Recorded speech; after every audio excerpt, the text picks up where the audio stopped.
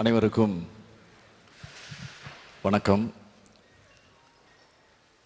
எங்களுடைய அழைப்பை ஏற்று இங்கே நீங்கள் எதிர்பார்ப்போடு மகிழ்ச்சியோடு வந்திருக்கிறீங்க. அதுக்காக மீண்டும் என்னுடைய நன்றியை நான் தெரிவிச்சுக்கிறேன்.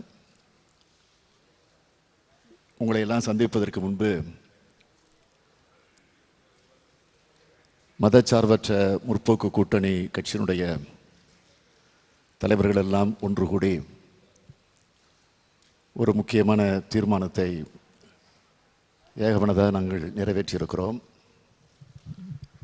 குறிப்பாக பொள்ளாச்சி பாலியல் வன்கொடுமை வழக்கில் குற்றவாளிகளை தப்ப விடாமல் உயர்நீதிமன்ற கண்காணிப்பின் கீழ் சிபிஐ விசாரணை நடத்தி நீதி வழங்கிட வேண்டும் என்ற நிலையில் ஒரு முக்கியமான தேவையான தீர்மானத்தை நாங்கள் ஒன்று கூடி நிறைவேற்றியிருக்கிறோம். அதனுடைய நகல், அந்த தீர்மானத்தினுடைய நகல் இன்னும் சிறிது நேரத்தில் உங்களிடத்தில் வழங்கப்படவிருக்கிறது. இதற்கிடையில் வருகிற நாடாளுமன்ற தேர்தலை ஒட்டி மதச்சார்பற்ற கூட்டணியின் சார்பில் தமிழகம், புதுச்சேரியில் தோழமை கட்சிகள் போட்டியிட தொகுதிகள், இங்கு நாங்கள் உங்களிடத்தில் எந்தெந்த தொகுதிகள், எத்தனை தொகுதிகள் என்பது ஏற்கனவே உங்களிடத்தில் முறையாக வெளியிடப்பட்டிருக்கிறது. எந்தெந்த தொகுதிகளை எந்தெந்த கட்சியின் சார்பில் வேட்பாளர்கள் நிறுத்தப்பட இருக்கிறார்கள் என்பதை தொடர்ந்து ஒரு 4 நாட்களாக பத்திரிகைகளில், ஊடகங்களில் தகவல் என்ற அடிப்படையில் நீங்கள் செய்திகளை வெளியிட்டு கொண்டிருந்தாலும், ஆனால் இப்பொழுது முறைப்படி எல்லா கட்சிகளோடு முறையாக உட்கார்ந்து பேசி நல்ல வகையில், சுமூகமான முறையில், மகிழ்ச்சியான நிலையில் அதையெல்லாம் முடித்து நேற்று இரவு தான் அதை முடித்திருக்கிறோம். ஆக இன்று காலையிலே உங்களை அழைத்து அந்த விவரங்களை இப்பொழுது நான் உங்களிடத்தில் படிக்கவிருக்கிறேன். நாடாளுமன்ற தேர்தல் 2019 மதச்சார்பற்ற முற்போக்கு கூட்டணி தமிழகம் மற்றும் புதுச்சேரியில் தோழமை கட்சிகள் போட்டியிட தொகுதியுடைய விவரம். வருகிற 18/4/2019 அன்று நடைபெறவுள்ள நாடாளுமன்ற பொது தேர்தலில் தமிழகத்தில் திராவிட முன்னேற்றக் கழகத்தின் தலைமையிலான மதச்சார்பற்ற முற்போக்கு கூட்டணியின் அங்கம் வைக்கக்கூடிய பின்வரும் தோழமை கட்சிகள் போட்டியிடக்கூடிய தொகுதிகள் விவரம் வருமாறு: திராவிட முன்னேற்றக் கழகம் சென்னை வடக்கு, சென்னை தெற்கு, மத்திய சென்னை, திருவரம்புதூர், காஞ்சிபுரம் தனி தொகுதி, அரக்கோணம், வேலூர், தருமபுரி, திருவண்ணாமலை, கள்ளக்குறிச்சி, சேலம், நீலகிரி தனி தொகுதி, பொள்ளாச்சி, திண்டுக்கல், கடலூர், மயிலாடுதுறை, தஞ்சாவூர், தூத்துக்குடி, தென்காசி தனி தொகுதி, திருநெல்வேலி ஆகிய 20 தொகுதிகளில் திராவிட முன்னேற்றக் கழகம் போட்டியிடுகிறது.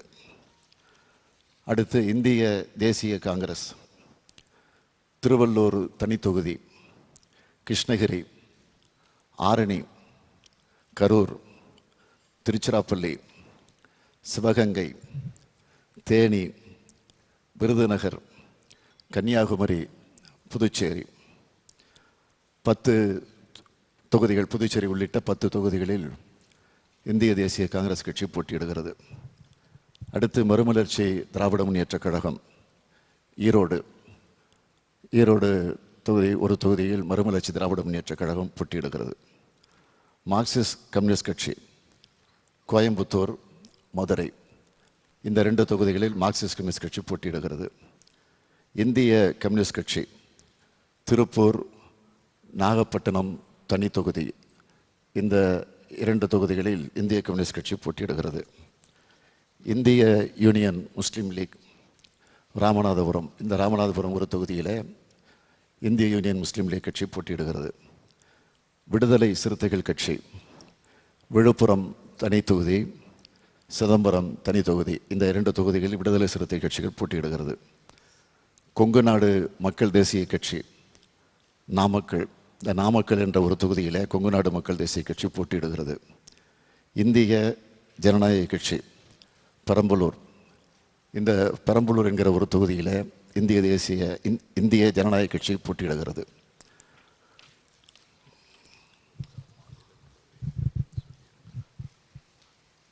மறுமலர்ச்சி திராவிட முன்னேற்ற கழகத்தை பொறுத்தவரையில் ஏற்கனவே வெளியிட்டிருக்கிறோம். இருந்தாலும் மீண்டும் அதை நான் இங்கே நினைவுபடுத்துகிறேன். ஈரோடு தொகுதி போட்டியிடக்கூடிய நிலையில் இருந்தாலும் அந்த மறுமலர்ச்சி திராவிட முன்னேற்ற கழகத்திற்கு மாநிலங்களவை உறுப்பினர் என்கிற அந்த பொறுப்பு வரக்கூடிய நேரத்தில் அது வழங்கப்பட இருக்கிறது என்பதையும் நான் இங்கு தெரிவித்துக் கொள்கிறேன்.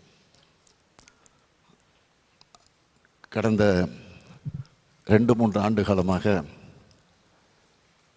இங்கே அமைந்திருக்கக்கூடிய இந்த கூட்டணி கட்சியை பொறுத்தவரையில் பல்வேறு பிரச்சனைகளுக்கு மத்திய மாநில அரசுகளுடைய தவறுகளை சுட்டிக்காட்டக்கூடிய வகையிலே, வலியுறுத்தக்கூடிய வகையிலே, வற்புறுத்தக்கூடிய நிலையில் பல நிலைகளில் ஒருங்கிணைந்து பல போராட்டங்களை, ஆர்ப்பாட்டங்களை, மறியல்களை, உண்ணாவிரத போராட்டங்களை எல்லாம் தொடர்ந்து நாங்கள் நடத்தி வந்திருக்கிறோம் என்பது உங்களுக்கு நன்றாக தெரியும்.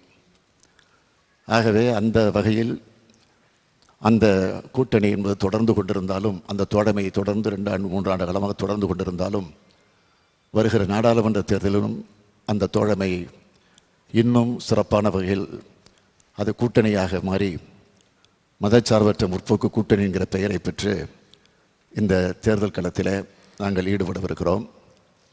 ஆகவே ஏதோ பேரத்தின் அடிப்படையில் அமைந்த கூட்டணி இந்த கூட்டணி அல்ல, கொள்கை அடிப்படையில் அமைந்திருக்கக்கூடிய கூட்டணி இந்த கூட்டணி. ஆகவே அந்த கூட்டணியின் சார்பில் நாங்கள் களம் காண இருக்கிறோம். ஆக மிகப்பெரிய வெற்றியை பெறப்போகிறோம் என்பதை நான் இந்த நேரத்தில் உங்களுக்கெல்லாம் தெரிவித்துக் கொள்ள விரும்புகிறேன். வேறு ஏதேனும்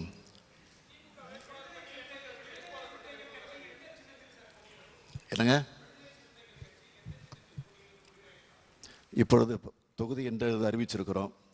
அறிவித்ததற்கு பிறகு அவங்க வேட்பாளர்கள் அறிவிக்கிறப்போ அதை அவங்க கட்சியின் சார்பில் எப்படிங்கிறத அவங்க சொல்லுவாங்க.